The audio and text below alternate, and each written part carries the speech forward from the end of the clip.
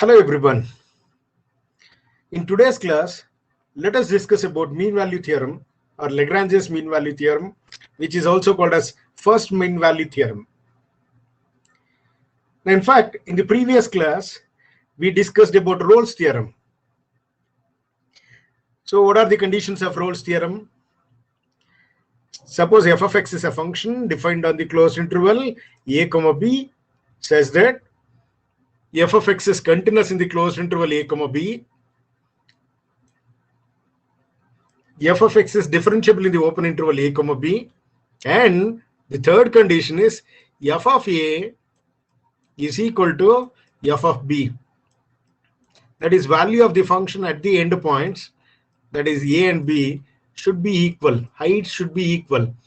Then there exists c, which is a point in between a and b, such that there exists at least one c such that derivative at that point is 0. That means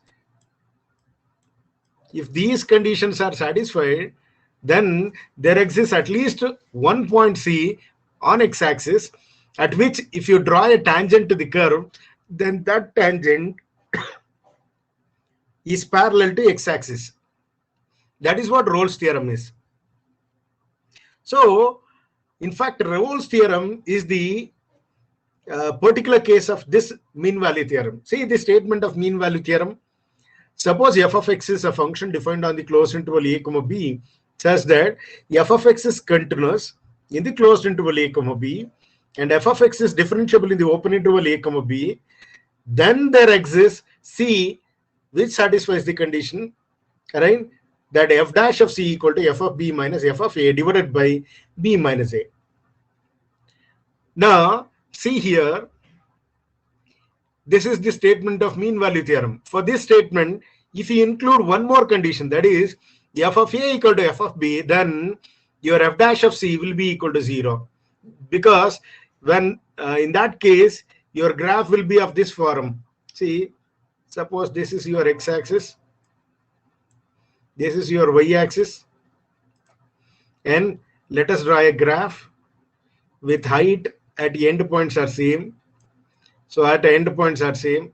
Then there exists a point at which if you draw a tangent, then that tangent will be parallel to x-axis. Because slope of the x-axis is 0, slope of this tangent is also 0. But here, it's being generalized here. What is that? So that third condition of Rolle's theorem is not included. If that condition is not included, and in general, if these two conditions are satisfying, then what they are saying is there exists a point c in between a and b, says that derivative at that point will be equal to slope of the straight line or slope of the chord PQ. Or see what they are saying, what is the slope of this chord? See here, this is the chord with a point starting from P to Q. I mean, chord means line joining 2 points of this curve. So we have taken a chord PQ, P with points. What are the coordinates? X-axis length is A, x-axis length is A, and what is your height? Height at this point, because this graph is y equal to f of x, at x equal to a, this will be f of a. So this will be a comma f of a. What are the coordinates of this? A comma f of a. And what about this point q? Coordinates of q? Yes, x-axis length is b, x-axis length is b, and y-axis length height. Put x equal to b, then you will get f of b height. So f of b. So coordinates of these two are this. Now you know what is the slope of a straight line joining 2 points.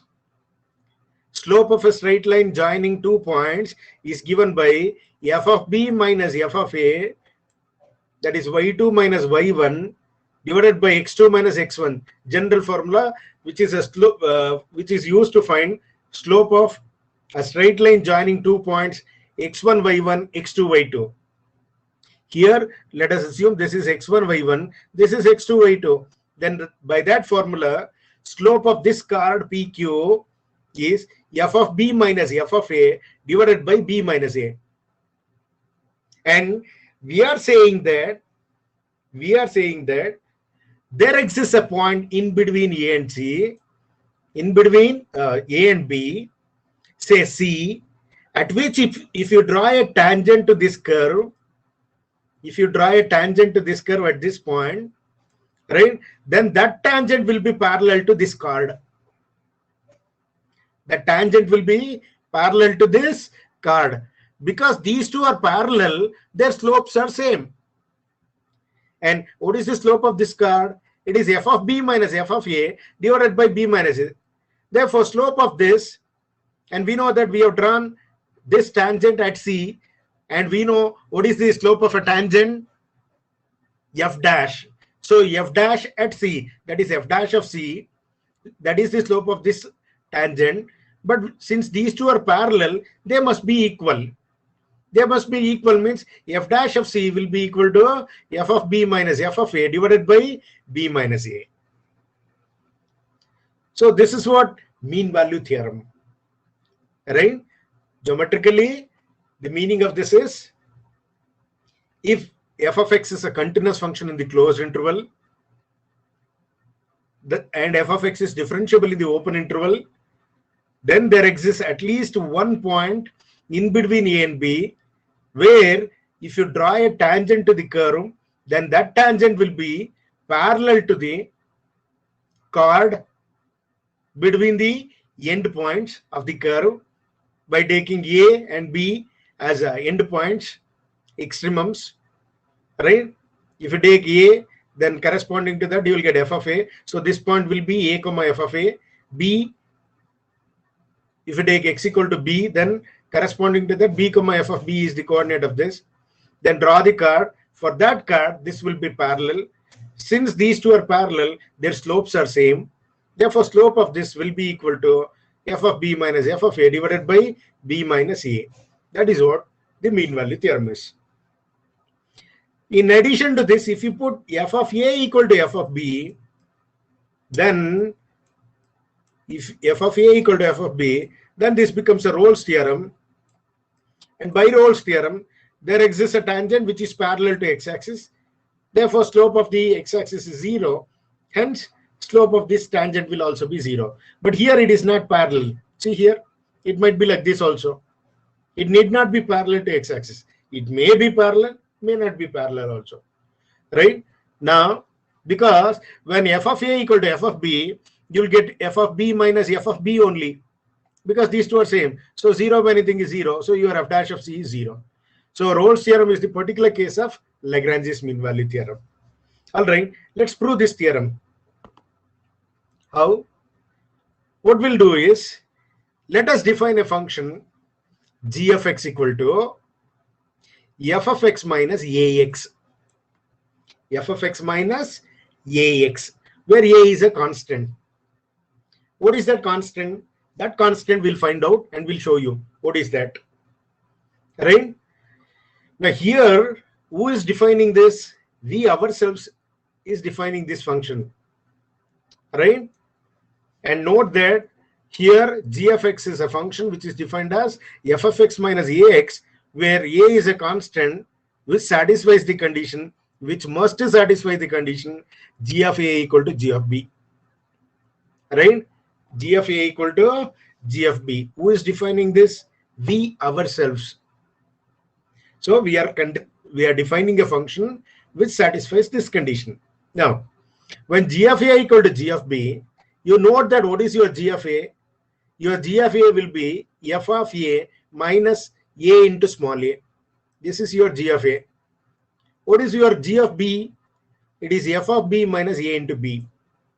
Now send this minus a into a to this side, or this one to this side. If you send this one to this side and this one to this side, it becomes f of b minus f of a equal to a into b minus a. Now send this b minus a also to this side. That gives you a. Okay. So a is given by f of b minus f of a divided by b minus a. Right? Now, your a is this. So we have to show that f dash of c equal to a. If you show f dash of c equal to a, then our theorem is over. Proof of the theorem is over. Okay. Now, let us show that. Now, see here, your g of x is a function which is the difference of these two functions. Difference of these two. Now, your f of x is a function defined on the closed interval a comma b, and your x comes from closed interval a comma b, and f of x is defined. Therefore, constant into this function is also defined. That means value of this function at each point starting from a to b exists and finite. Difference of these two is also exists and finite. Therefore, g of x is defined in the closed interval a comma b. Further, your f of x is continuous. F of x is continuous in the closed interval a comma b. And what is it? What is this? Your x is also a polynomial of degree 1, right? A constant into a polynomial, right? It's a polynomial of degree 1. Polynomials are always continuous.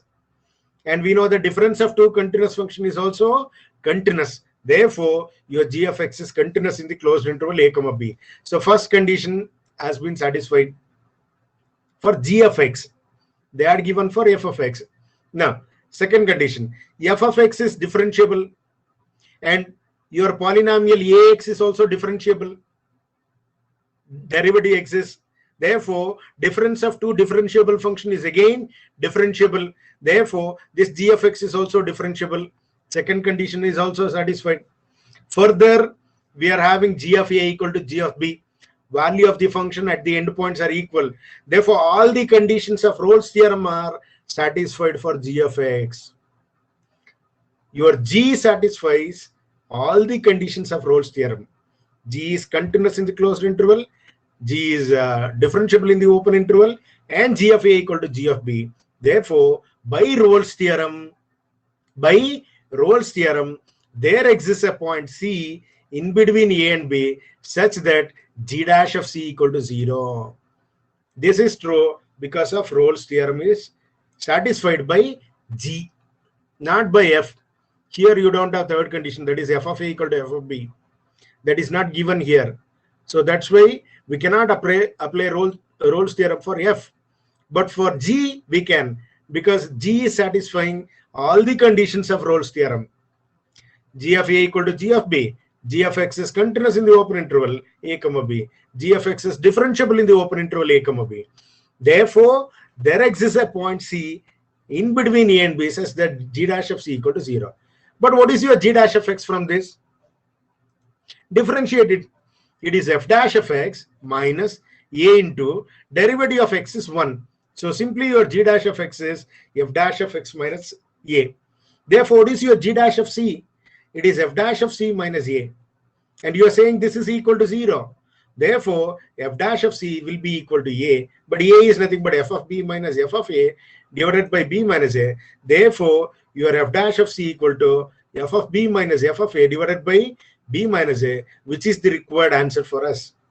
And this completes the proof. Right? So, to prove Lagrange's theorem, remember the statement of Lagrange's theorem. If f is a function defined on the closed interval a comma b says that f of x is continuous in the closed interval a comma b and f of x is differentiable in the open interval a comma b, then there exists c, which is a point in between a and b such that derivative at c is equal to f of b minus f of a divided by b minus a. If these condition holds, then this exists and satisfies this. Right? Now, for proving that, we have considered g of x, which is f of x minus ax, and with the condition g of a is equal to g of b. Who has assumed this? We ourselves. Then, since g of a equal to g of b, using that fact, we get a equal to f of b minus f of b minus a.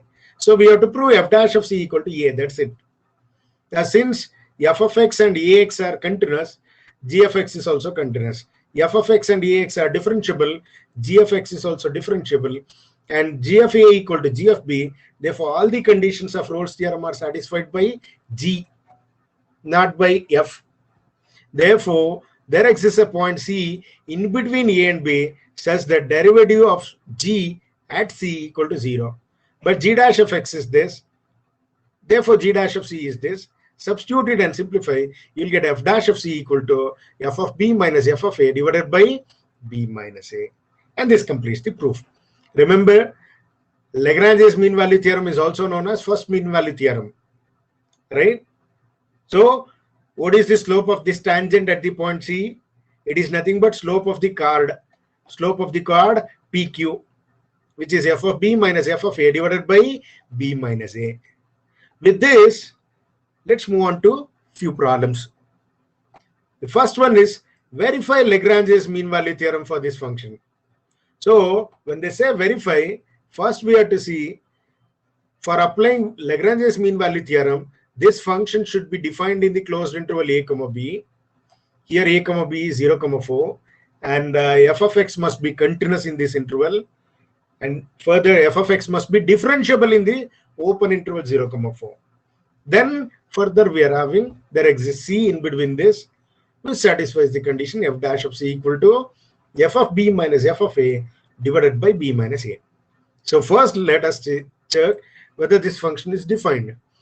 Since it is a polynomial, polynomials are always defined in the closed interval. Therefore, polynomial f of x is defined in the closed interval 0 comma 4.